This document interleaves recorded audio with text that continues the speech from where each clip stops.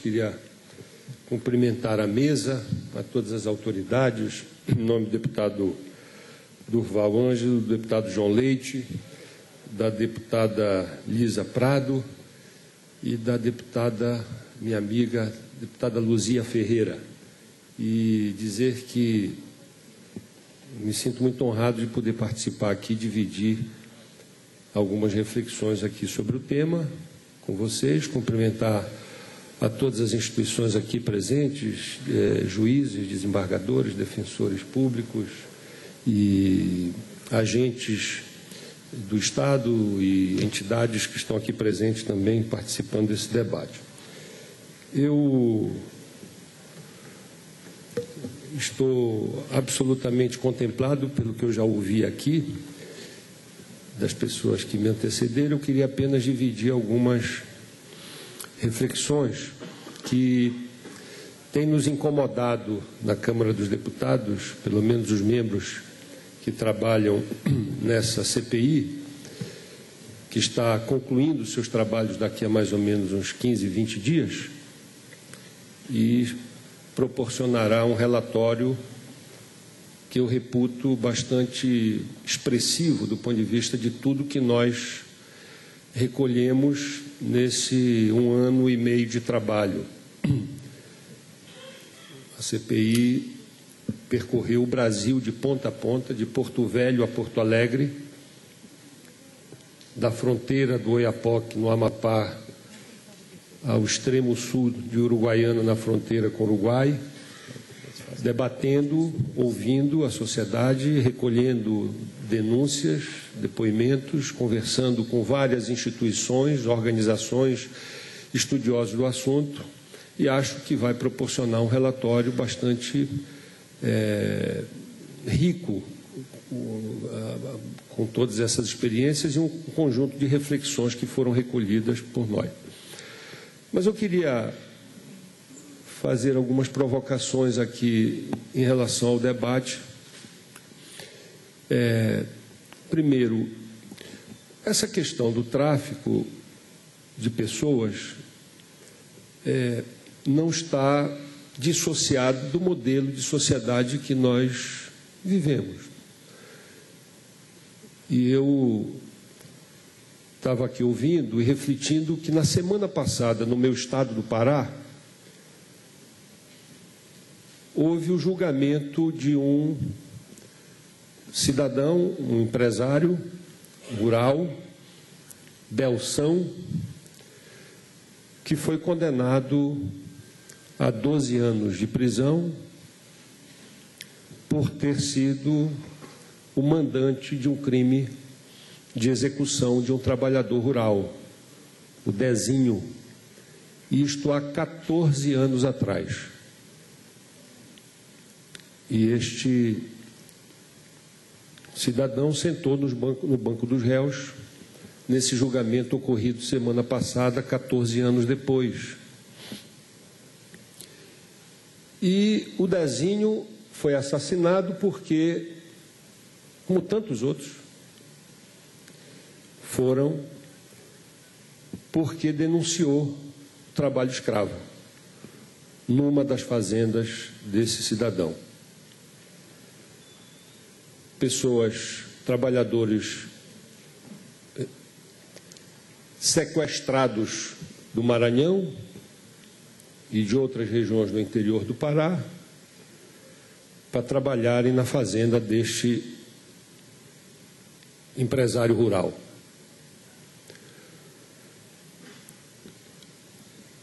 E isto, segundo o último relatório da CPT, nos últimos 20 anos, são 1.636 mortes com a mesma característica e apenas 22 mandantes sentados no banco dos réus. Essa questão do trabalho escravo, de pessoas que foram sequestradas pelo grau de vulnerabilidade que vivem, atraídas por uma promessa simples de uma oportunidade de trabalho por um salário vil na promessa e que acabam e se encontram sendo resgatadas por uma diligência do Ministério Público do Trabalho ou por uma outra denúncia qualquer, de estarem sendo aviltadas nos seus direitos fundamentais, é uma coisa recorrente, banalizada na sociedade que nós vivemos. O que aconteceu com essas meninas na Nigéria, que está escandalizando ainda bem, existem milhares de outras meninas padecendo da mesma realidade no mais absoluto anonimato. Que ninguém, absolutamente ninguém, se importa, porque são coisas tidas como normais. E é evidente que isso não tem nada de normal. Pode até ser comum em algumas regiões e algumas situações, mas não pode ser aceito como uma coisa normal. Felizmente, esse caso da Nigéria, dessas meninas, está tendo a repercussão que todos sabem. Mas isso é uma exceção à regra. Ainda é uma exceção à regra, como no caso do trabalho análogo a trabalho escravo, praticado no Brasil e na Amazônia em especial. O que eu queria refletir com os senhores sobre isso é de que essa questão dos direitos fundamentais da pessoa, os direitos humanos no Brasil, ainda é subvalorizado. A sociedade, o Estado brasileiro, se mobiliza muito mais para os crimes de natureza material do que pelos crimes que atentam contra o bem jurídico mais valioso da sociedade, pelo menos no conceito, que é a vida humana. Portanto, este debate envolve uma natureza ideológica que não vai ser resolvida daqui para amanhã. É preciso que todos nós entendamos de que isto é um processo dificílimo, porque atenta contra um dos pilares do modelo de sociedade estabelecida, que é de valorizar o crime, valorizar o patrimônio, valorizar o bem material em detrimento dos direitos humanos. É muito mais fácil mobilizar um agente do Estado para recuperar um carro importado de alguém que foi, do que atender uma mãe pobre, desesperada, com uma criança no braço de 13 anos que foi estuprada, está grávida, muitas vezes até de um familiar. Infelizmente, tem delegado de polícia no meu estado, e claro que é exceção, e disse: isso é problema, não é problema de polícia, você resolva lá com esse rapaz, pode ser que até ele consiga ajudar de alguma forma. Então, nós estamos, e por isso que em pleno século XXI, neste ano de 2014, é que nós chegamos a essa constatação de que não há estatística. Isso foi dito aqui pelo Tales, que me antecedeu, eu acho. Não tem estatística, não há ainda um sistema nacional que possa dizer, porque isso nunca foi aferido, isso nunca teve importância. Essas coisas se banalizaram de tal forma que era considerado normal, comum. Então não há. As pessoas já me perguntam quais são as estatísticas. Não sei, não tem. os números são muito variados. Há uma estatística da ONU, que é uma estatística muito mais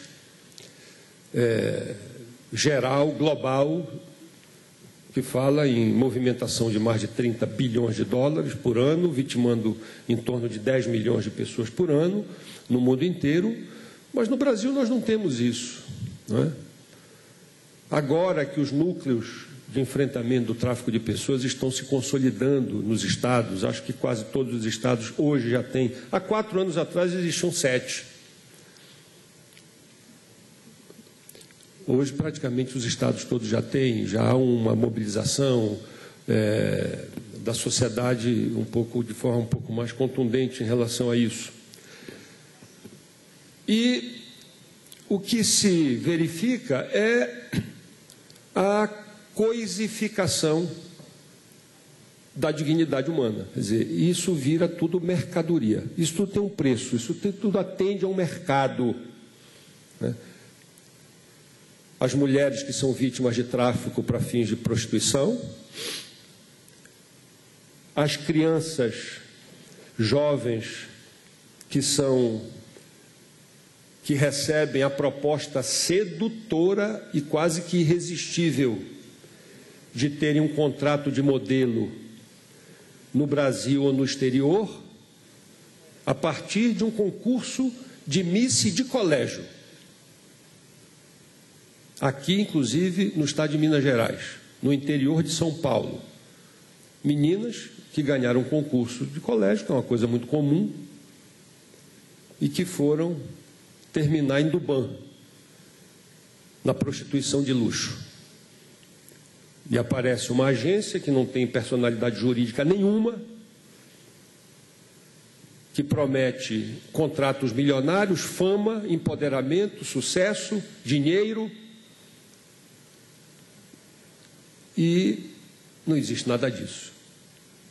E muitas vezes essa proposta se apresenta para a família como bilhete premiado, como uma salvação da lavoura.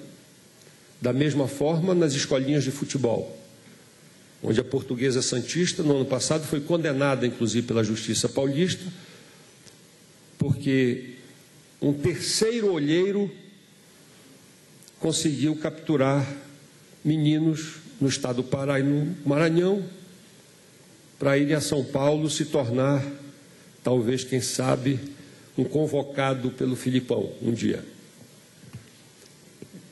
Um astro do futebol.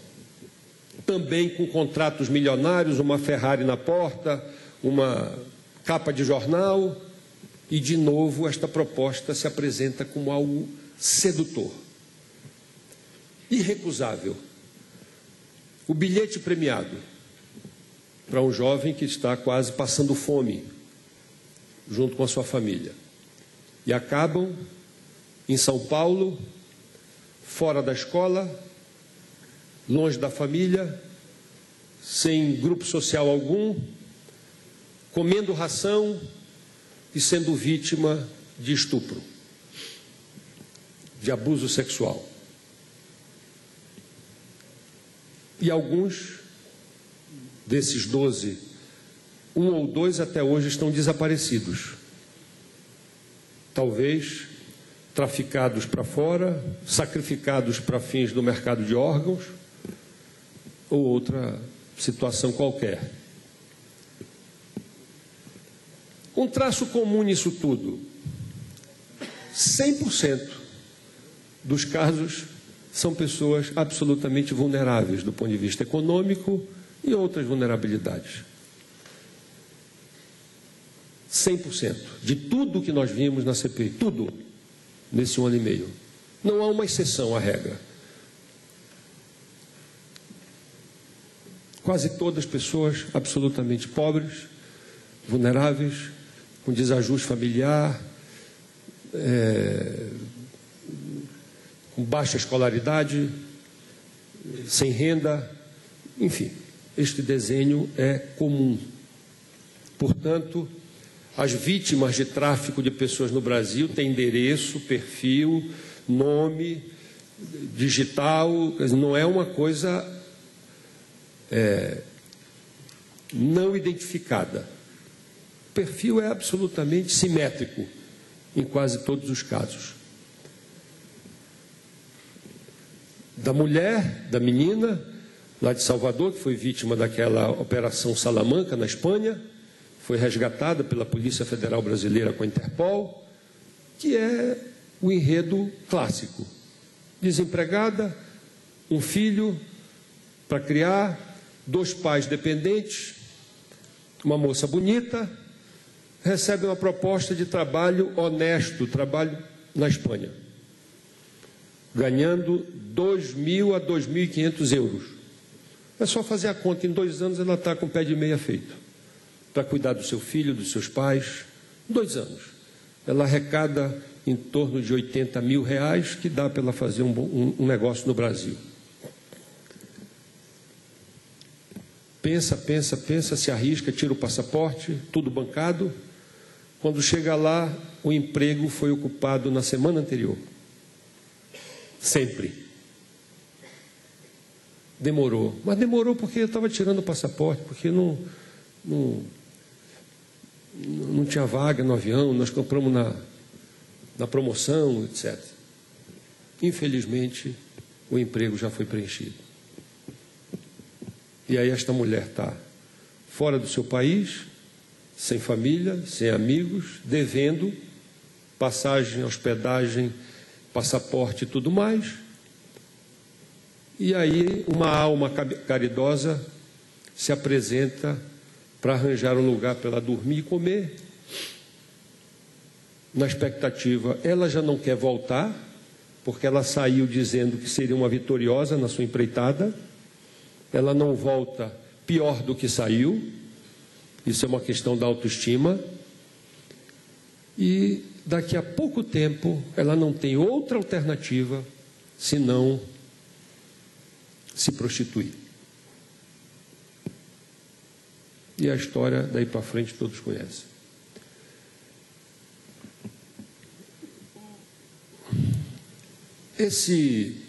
Eu já vou concluir, presidente. Essa questão do tráfico de pessoas, ela, claro, nós temos os poderes, o Estado tem uma responsabilidade total, mas as chances de enfrentamento real não será exitoso se não tiver a concorrência de todos, da sociedade como um todo. Por quê? Porque aqui já foi dito, é um crime quase que invisível. É um crime praticado na intimidade, na cumplicidade, sempre apresentado como uma boa ação, sempre, como quem quer fazer uma ajuda, quem quer superar um problema.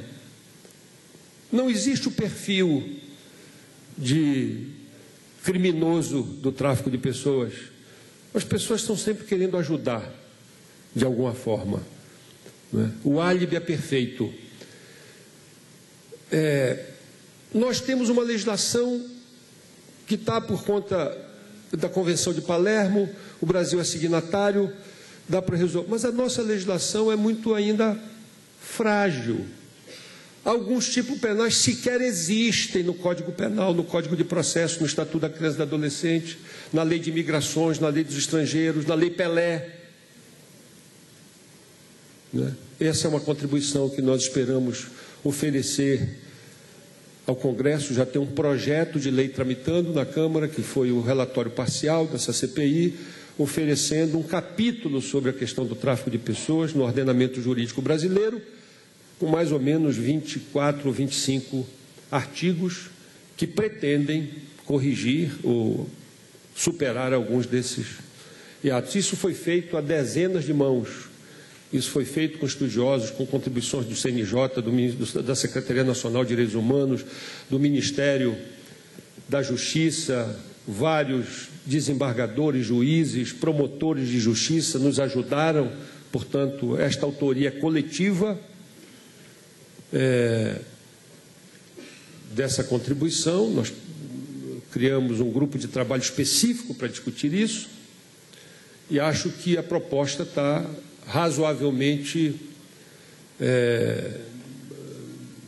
razoavelmente pertinente aos seus objetivos. A gente espera, inclusive, haja um entendimento com o presidente Henrique Alves e com os líderes partidários, porque a comissão, todas as propostas da comissão, inclusive essa da contribuição legislativa, foram construídas à unanimidade, e a comissão é extremamente plural, tem representação de praticamente todo mundo, todos os partidos. A gente espera que essa tramitação seja uma tramitação célere,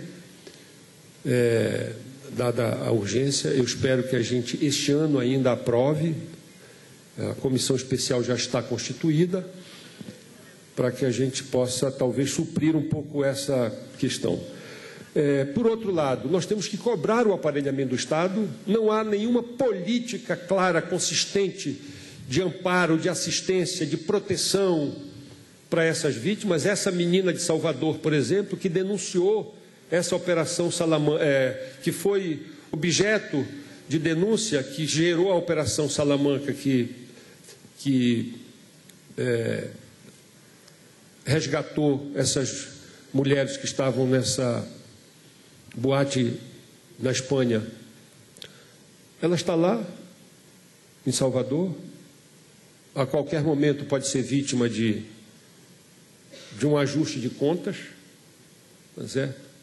No início se conseguiu ainda, através do governo da Bahia, Secretaria de Justiça, e quero fazer justiça ao secretário de Justiça da Bahia, que fez todo isso. Eu não tenho um programa estadual aqui, eu estou fazendo isso aqui meio na boa vontade, mas nós não temos como sustentar isso. Então, essas pessoas que são vítimas não têm o amparo devido, não só para se proteger das ameaças que porventura possam ocorrer, mas também para lhe dar acompanhamento jurídico, psicológico, etc. Essa questão da impunidade é importante, porque eu não conheço, é muito raro se conhecer alguém que tenha sido condenado por tráfico de pessoas. É muito raro, apesar da recorrência dos casos. E talvez o mais importante de tudo seja exatamente isto que a Assembleia Legislativa está fazendo. Aqui, Poder Legislativo de Minas Gerais, debatendo, esgarçando esse debate, tornando mais recorrente na sociedade, porque sem essa visão sistêmica, como já foi dito, sem esta conjugação em rede do enfrentamento, me parece que as chances são muito pequenas por conta dessas características, por conta dessa disputa mesmo ideológica de valores na sociedade brasileira, e isto não se faz apenas com o aparelho de Estado. Se a sociedade como um todo, as instituições, as organizações, o cidadão e a cidadã, as igrejas, os professores, todo mundo, se cada um não se envolver nessa discussão, as nossas chances me parece que são muito remotas. Era o que eu tinha a dividir com o senhor. Obrigado. Muito obrigado pela atenção, deputado. Obrigado, deputado Arnaldo Jorge.